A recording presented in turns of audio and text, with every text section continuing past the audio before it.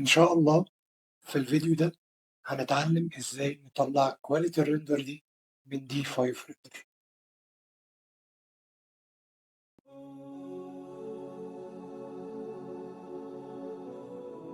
السلام عليكم ورحمة الله وبركاته، أخباركم يا شباب عاملين إيه؟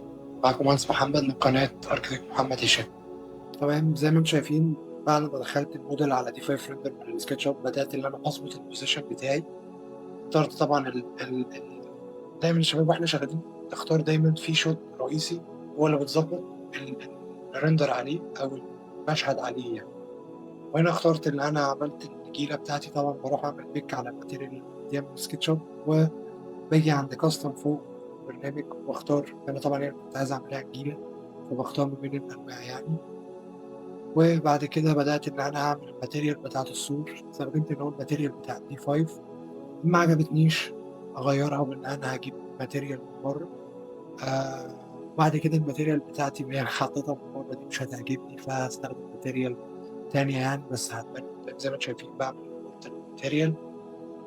فبدأت إن هو بعد ما ظبطت الماتيريال بتاعت السور، لأ خلاص دخلت اخترت الماتيريال للأرض وللكتلة بتاعتي دهان.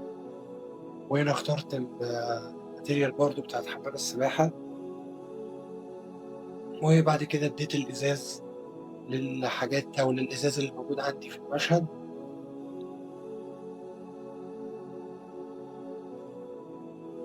زي ما انتم شايفين هنا اخترت الماتيريال دي للسور، زي ما انتم غيرتها مرتين.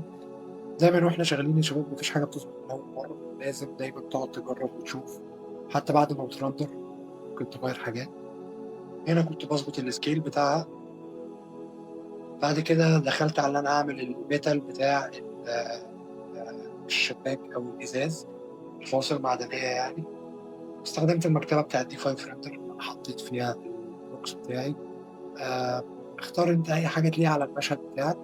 واخدت برضو البلوك ده وهحطه هناك في التيرس بحيث ان هو يدي احساس اكتر بالحياه. دايما يا شباب عشان الصوره تطلع معاك اكتر واقعيه لازم تدي احساس بالحياه، كأن في حد عايش هنا مش مجرد كتله وبس.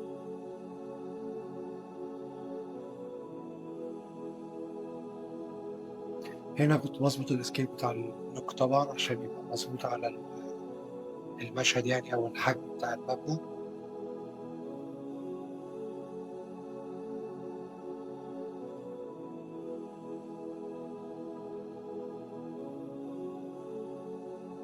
بعد كده اخترت النجيلة أو الشجر اللي أنا هحطه. فاخترت إن هو النجيلة دي أو الشجرة دي بلعب في السيتنج بتاعتها أو في مقاسها بحيث إن هي عايز يبقى كأنها سور شجري. أنا هحطها عند السور فبلعب في العرض والارتفاع بتاعها.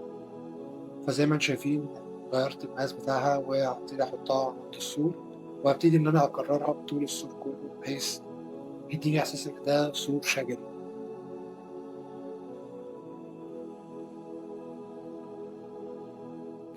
هاخد اللي أنا عملته في السور ده وهو هعمله في السور التاني.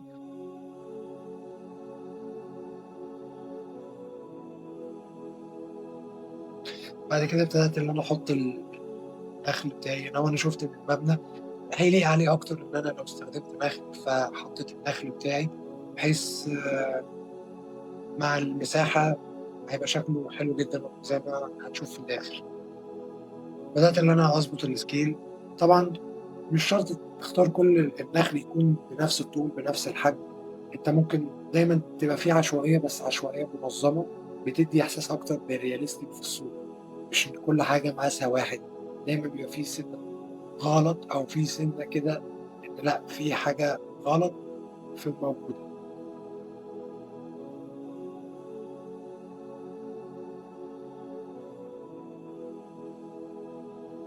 هنا كنت بظبط الماتيريال بتاعت المية. طبعا ماتيريال المية بتحتاج يعني وقت عقبال ما تعرف تظبطها كويس عشان تبقى طالعة رياليستيك. وهنشوف بعد كده ازاي احنا ممكن نطورها اكتر بالاي اي بعد ما نخلص ريندر.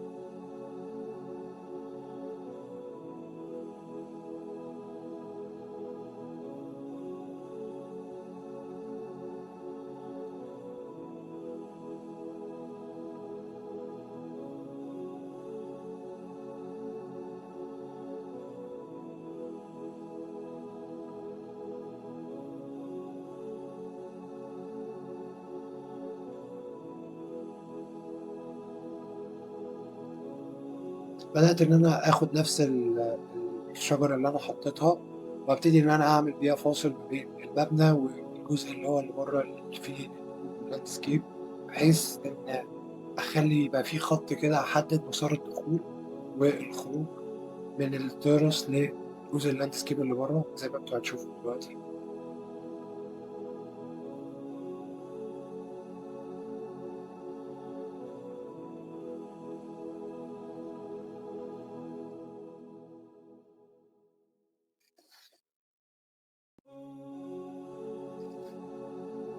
زي ما أنتم شايفين هنا عملت كأن في فاصل، خدت ده كوبي وعملته الناحية التانية، بحيث إن أنا أحدد إن ده المخرج اللي بيودّي من التراس للlandscape أو الpool برّه. بدأت بعد كده اللي أنا عشان أخلّي المشهد أكتر واقعية، زي ما قُلت لكم عايز أخلّي إن في حياة في المبنى أو في الفيلا، فبدأت إن أنا باحط ستاير، وزي ما أنت هتشوف بعد كده هنستخدم الinterior scene في في اللي جوّه المبنى.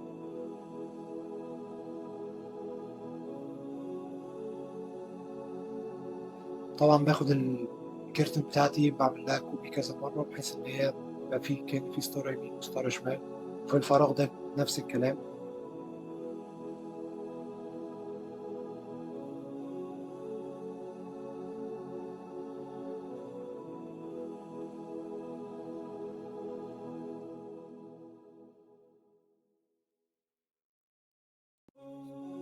في الدور اللي فوق برضه نفس الكلام، ورجعت للposition تاني بتاعي اللي أنا واخده من أول حاجة.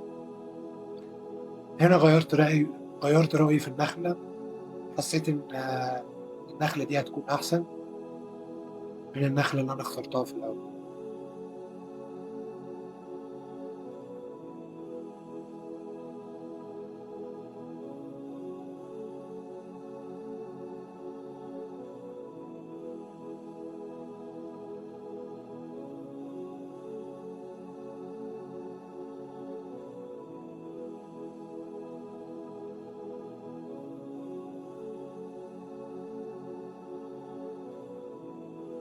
طبعًا يا شباب أنت مش شرط تعمل نفس اللي أنا باعمله ده في اختيارك للحاجات اللي بتظهر بيها شغلك، أنت ممكن تختار، ممكن يبقى ذوقك أنت أحسن منّي، أو أنت بتبقى عندك حتّة أحسن منّي، أو ممكن أكون أنا أحسن، دي بتبقى عبارة عن mood أنت عايز تعمله في المشروع بتاعك.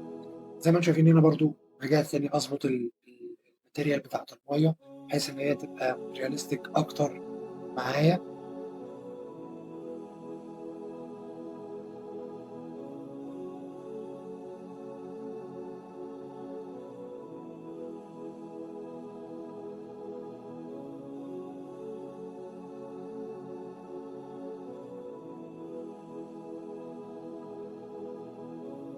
هنا زي ما أنتم شايفين يا شباب بدأت إن أنا أستخدم الinterior اللي موجودة معانا أو البلوكات الinterior الجاهزة في الT5 render، وحطيتها إن أنا أستخدمها في الكتلة بتاعتي، بحيث إن هي تدّي معايا واقعية، وهنشوف بعد كده في الآخر بعد ما أحطها هيبقى شكلها عامل إزاي.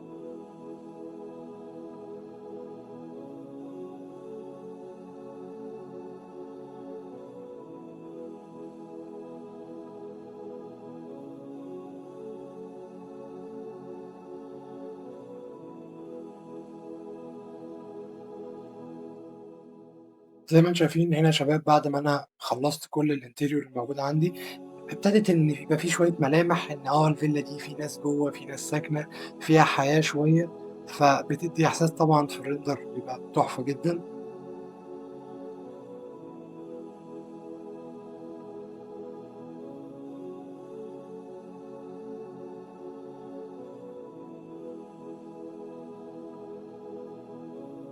تمام، اللي فات ده يا شباب كان جزء الmaterial، دلوقتي جزء الenvironment أو الجو العام بتاع ال المبنى. هنا بدأت إن أنا مش هاستخدم هيدرا، أنا هاستخدم بس الشمس اللي عندي والسما الdefault بتاعة D5 render.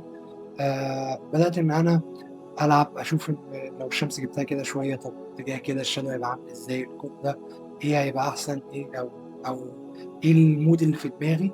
فاخترت إن أنا عندي الmood ده أو إن الشمس تبقى بالاتجاه ده بنفس الزاوية بتاعة الصعود بتاعتها. بعد كده هاختار إن السما بتاعتي تبقى صافية، السما بتاعتي تبقى صافية مش هيكون فيها أي سحاب خالص.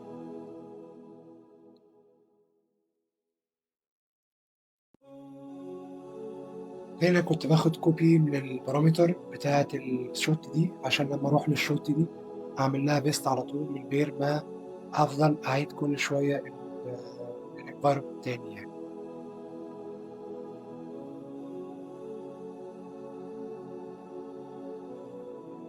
وهنا زي ما قُلت لكم، هنا أنا خلّيت السما تبقى صافية خالص، ما يبقاش فيها أي سحاب، حسيت إن كده هتبقى أحسن.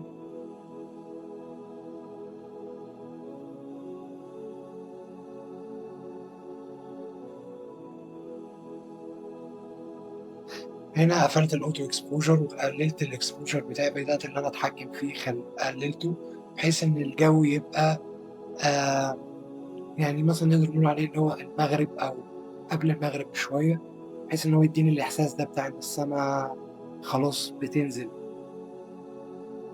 لحظة غروب. بدأت إن أنا هنا أهو بعد ما خلّصت كل حاجة، اخترت الشجر اللي أنا هاوزّعه برّه المبنى يكون حوالين المبنى. الصورة يا شباب عشان تبقى كاملة أو عشان يبقى الrender شكله كلّه كامل، إن المبنى فيه حياة، ما ينفعش وراه وجنبه يبقى فاضي، لازم نملاه بحاجة. وأغلبية أغلبية المشاريع بتتملي لو هي فيلل زي كده، بتتملي بأشجار. فبدأت إن أنا أختار أشوف إيه الشجر اللي أنا ممكن أحطه، طبعًا دي بتبقى راجعة ل على حسب الmood اللي أنت عايزه أو الشكل اللي أنت عايزه أو زي ما أنت تحب، أو شايف الشكل معاك لو كده تمام خلاص، لو مش تمام لأ، ابتدي جرّب حاجات تانية، شوف. هي الفكرة في الأول وفي الآخر إن أنت تجرّب حاجات كتير وتضبط الإضاءة والmaterial بحيث إن أنت تطلّع حاجة تبقى realistic أو واقعية.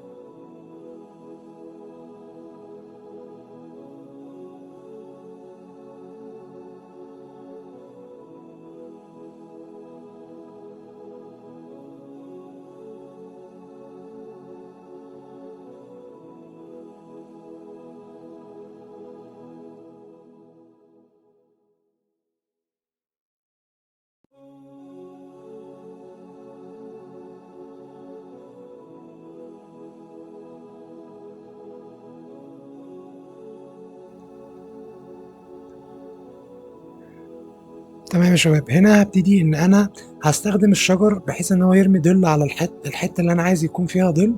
فبدأت إن أنا أعمل شجرة تبقى برّه السين بتاعي فوق بعيدة، وإن أنا أستخدمها كظِل. هنشوف دلوقتي زي ما أنتم شايفين عملت لي ظِل على الحتّة اللي فيها الشезلونجات، بس قُلت لأ، أنا محتاج برضه حتّة يكون فيها شمس شوية، فخلّيت واحدة بس.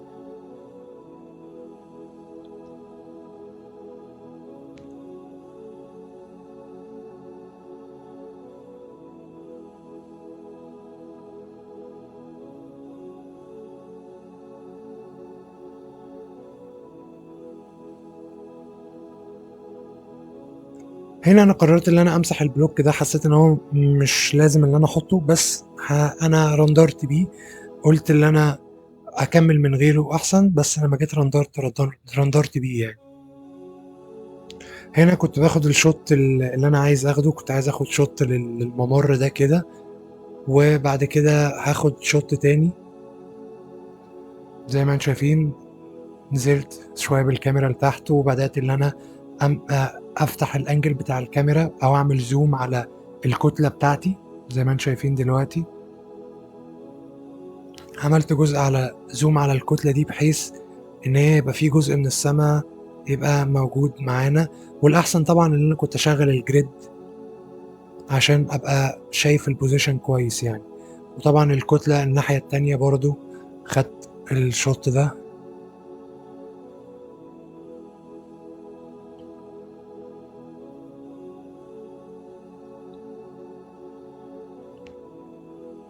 طبعًا زي ما باقول لكم أنا هنا قعدت أضبط ال ال الشجر، وبدأت إن أنا أضبط الصورة على الrender بتاعتي، فبدأت إن أنا خليتها 2K، وضبطت النسبة بتاعة الصورة أو الratio اللي أنا عايزها يعني بتاعة الصورة، وبدأت إن أنا أعمل save للposition بتاعي تاني.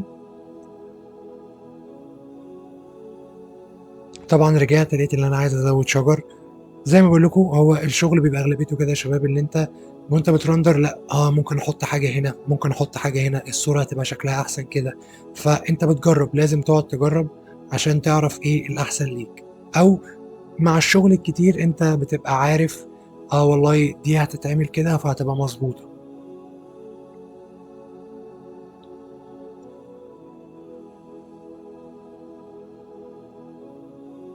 بس رندرت وبقت هي دي الquality اللي أنا طلّعتها من D5 render من غير post production ولا أي حاجة.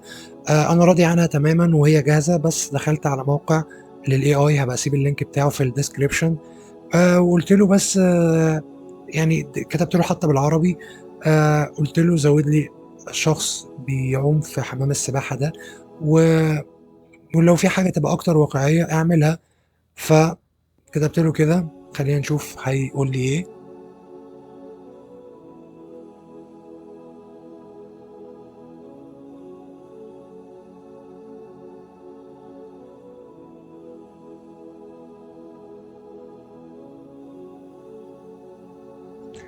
زي ما أنتم شايفين دي أول نتيجة طلّعها لي.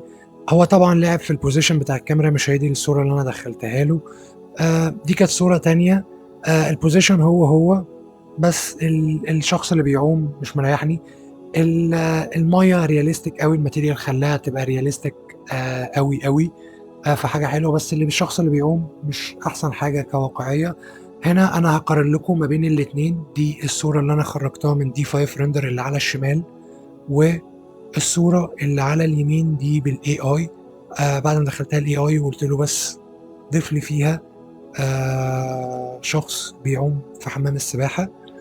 آآ هي كquality طبعًا حلوة أوي، وتنفع للشغل ما فيهاش مشكلة، ولكن أنا ما كانش عاجبني إن الشخص ده فيه حاجة غلط، مش واقعية الطريقة اللي هو بيعوم بيها.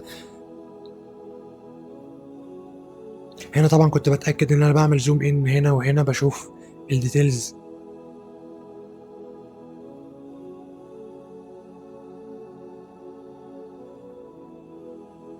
زي ما أنتم شايفين يا شباب، وهنا دي كانت النتيجة النهائية، أو دي هنا هو طبعًا بعد ما ضبط لي زي ما شايفين في الrender يا شباب، الشخص اللي بيعوم هنا أهو واقعي أكتر من الشخص التاني. وفي نفس الوقت أنا بعد ما خدت الصورة دي من الAI أنا دخّلتها وعملت لها post production بنفسي على الفوتوشوب. بس أتمنى تكونوا استفدتوا من الفيديو ده، ولو استفدتوا قولوا لي في الكومنتس إن أنتم استفدتوا، ولو عايزين فيديوهات تانية قولوا لي. أنا كده إن شاء الله باحضّر ورشة للV-Ray interior زي الورشة اللي فاتت اللي عجبتكم. شكرًا جدًا.